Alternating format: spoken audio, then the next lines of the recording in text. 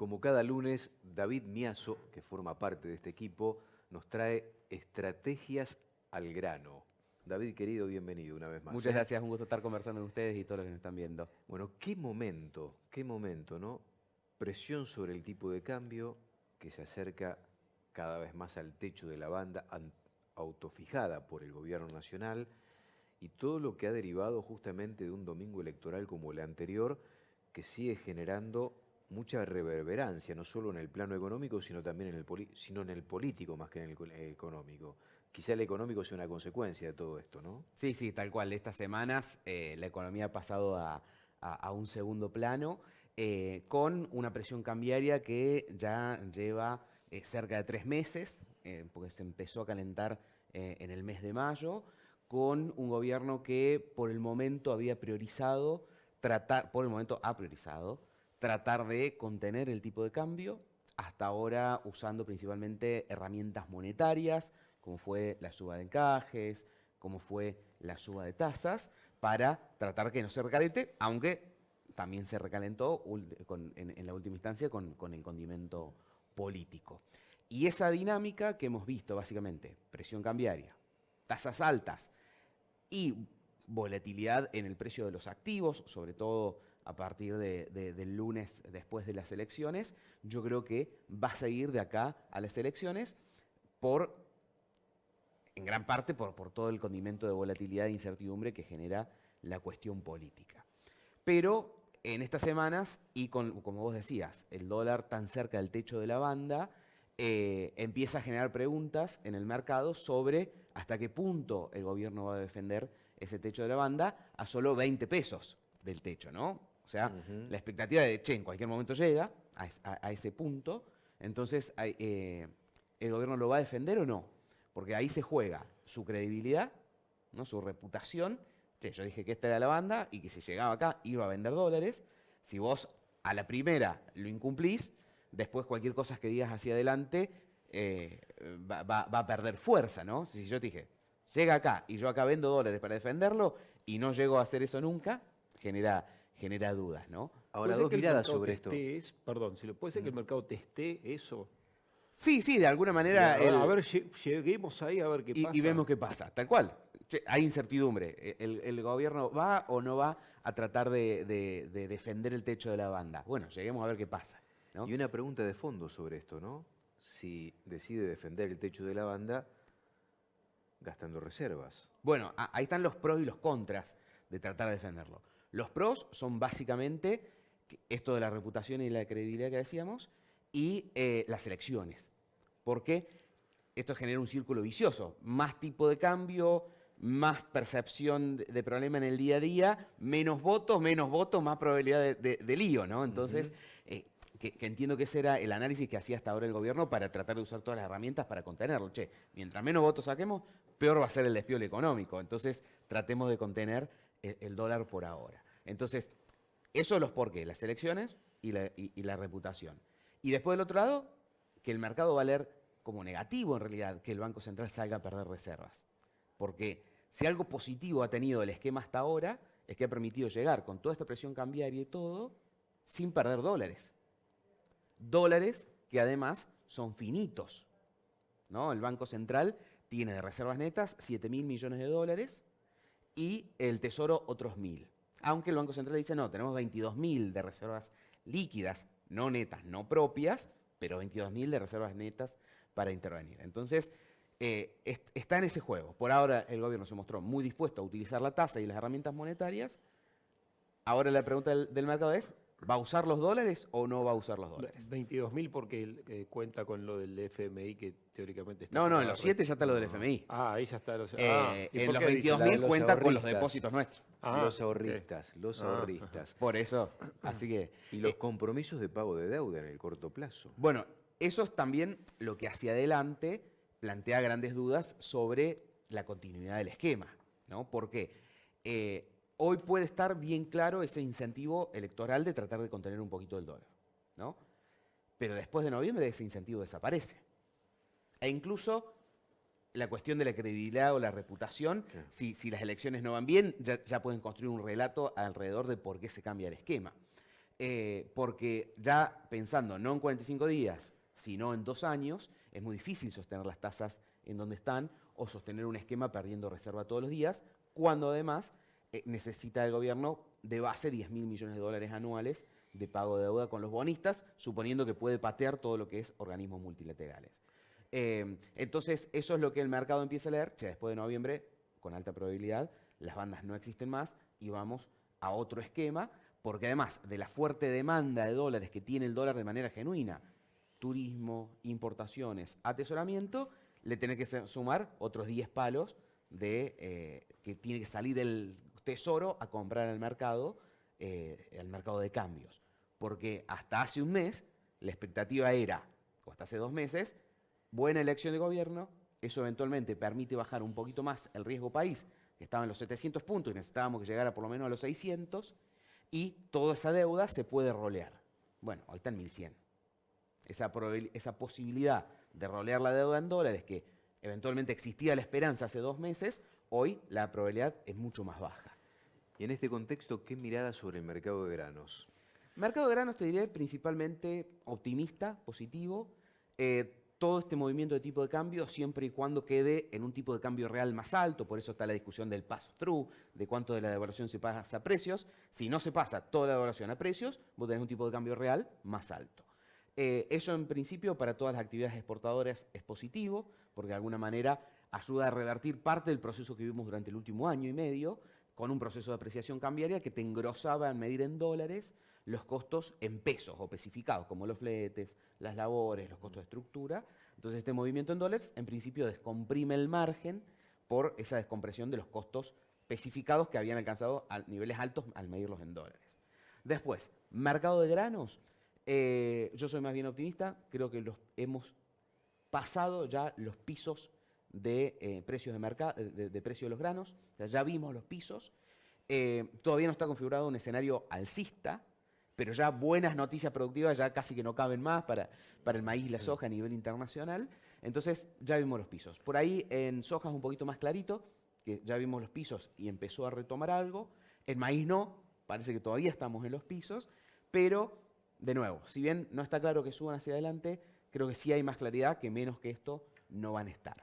Entonces eso en principio al productor le genera un incentivo a no apurarse a vender, a pesar, y ahí si querés mostramos una plaga que trajimos, que los futuros de corto plazo dan algún incentivo a posicionarse.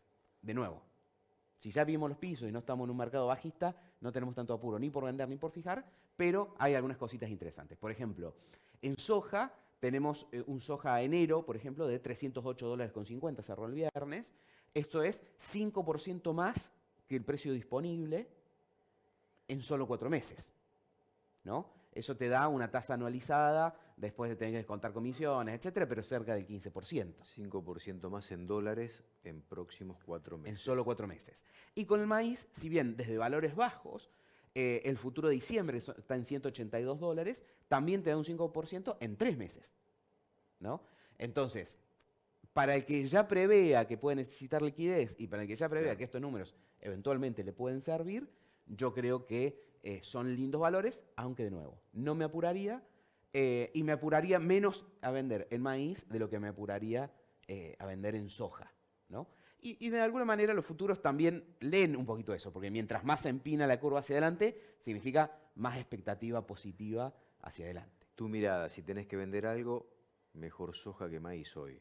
Mejor soja que maíz, mejor futuro que disponible, porque esa tasa implícita que de alguna manera me da es tasa que yo puedo disponer para pagar un costo de financiamiento. Tal cual. Por ejemplo, un proveedor del insumo que me la está financiando en dólares al 0,8 mensual, que es bastante común en el mercado, o un crédito de un banco al 8,5 en dólares anual. O sea, puedo usar esa tasa eventualmente para pagar ese financiamiento. Yo pensé que con el corrimiento del dólar era mejor vender ahora. Mirá qué interesante. Bueno, porque al mirarla en pesos sí, pero si vos del otro lado tenés todo calzado en dólares, tampoco tanto. Y si querés mostrarme otra placa un poquito relacionada a lo que vos estabas mencionando, que es, nosotros ahí siempre hacemos el análisis, che, conviene vender en pesos, digo, no solo vendo el futuro en dólares, sino que vendo, Excelente, o sea, claro. vendo el futuro de soja, sino también vendo el futuro de dólar. Entonces especifico una soja enero en 500.000 pesos aproximadamente.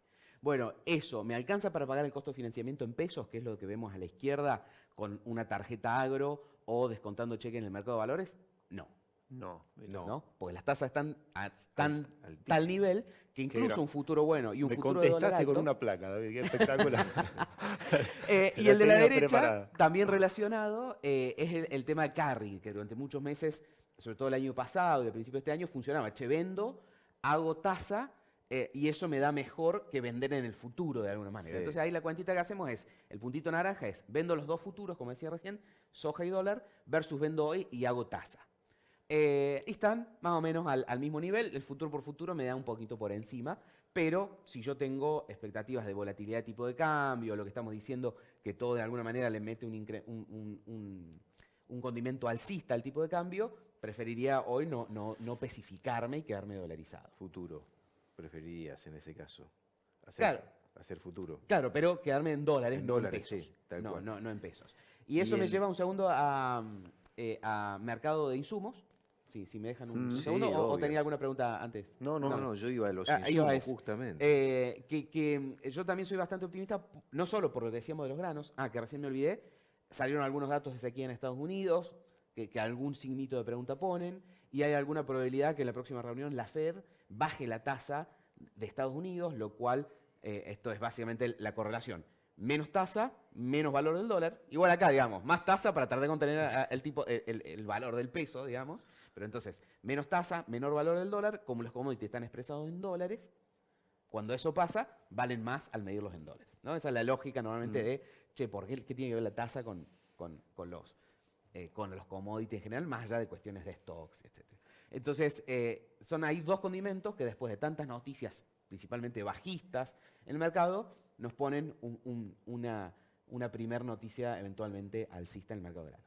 Y en insumos, sobre todo en fertilizantes, yo creo que si hemos esperado hasta acá, no hay apuro para seguir esperando, no hay apuro para comprar, podemos seguir esperando hasta cuando se necesite, noviembre, diciembre, de acuerdo al planteo productivo de cada zona del país, porque, así como dijimos, los pisos de precios de los commodities ya los vimos, los techos de precios de los fertilizantes ya los vimos. Ah, bien. Entonces, si bien a alguno le puede generar susto que los últimos 3 meses había venido subiendo, ya lleva alguna semana de baja.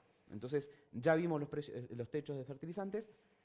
Si esperamos hasta ahora, podemos seguir esperando. Los insumos, el resto de los insumos, semillas, etcétera, es un poquito más estable la cotización, entonces lo mismo. No nos tendría tanto apuro a comprar, más en un contexto de tasas altas. Tanto si lo quiero financiar, como lo que veíamos recién de los futuros. Ujú. Che, mi tasa de salir a vender ahora la soja para comprar un insumo, o el maíz, versus vender el maíz en enero, que ya está 5% más que hoy, o vender la soja en enero, que ya está más 5% más que hoy, esa es mi tasa, ¿no? Entonces, en este contexto de tasas altas, yo no estaría apurado.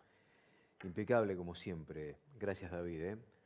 ¿Te vemos el jueves en Coninagro? Tiene cara de quedarse con muchas preguntas, pero bueno. Sí, sí, me las voy a anotar para la no te próxima. quedes, no te Pero nos quedes con la quedamos duda. Si tenés alguna duda, trasladásela. No, No, la ¿viste duda cuando que se quedó tenía con más- la lengua? la duda más, Te- más se importante quedó que tenía. duro. No, la duda más importante que tenía era esto, que al moverse el tipo de cambio prácticamente 100 pesos en Sí, muy sí. poquito tiempo, era bueno salir a vender, pero no, hay otra herramienta que es mejor, quedarse en dólares y esperar. Bueno, y esa era la gran inquietud que yo tenía, que la contestó David, y que también me parece que estaba en el aire esa duda, ¿no?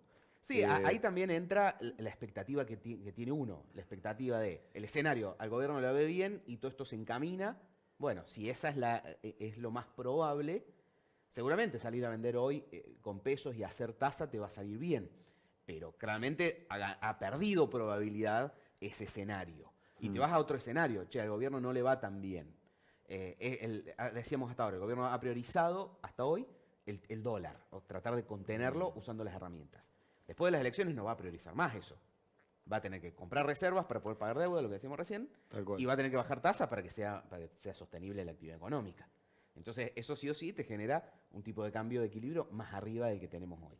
Entonces, en ese escenario, sobre todo que le va mal al gobierno, seguramente ese tipo de cambio de equilibrio de mercado es un poquito más alto todavía. Entonces, ahí ya no hay Claro. tasa que te pague. Entonces, si no tuviéramos esta incertidumbre o este condimento, probablemente decir, che, es interpretar esto, perdón. Tipo de cambio, ¿sobre reaccionó hasta ahora a un muy mal escenario? ¿O se está acomodando a un escenario que probablemente realidad, pase digamos, a la claro. realidad? ¿Y cuál es tu Entonces, esa interpretación visión. ahí? Mi interpretación es... ¿Sobre reaccionó o...? no, a ver, puede haber sobre reaccionado, pero por todo lo que decimos, el camino del dólar es claro. Hizo así? Hizo así. sí. Hizo el camino. Es para arriba. Es Bueno, para, bueno. para arriba. Bueno. Gracias por venir, David. Un gusto como siempre conversar con ustedes. David Miazo en la mañana del lunes.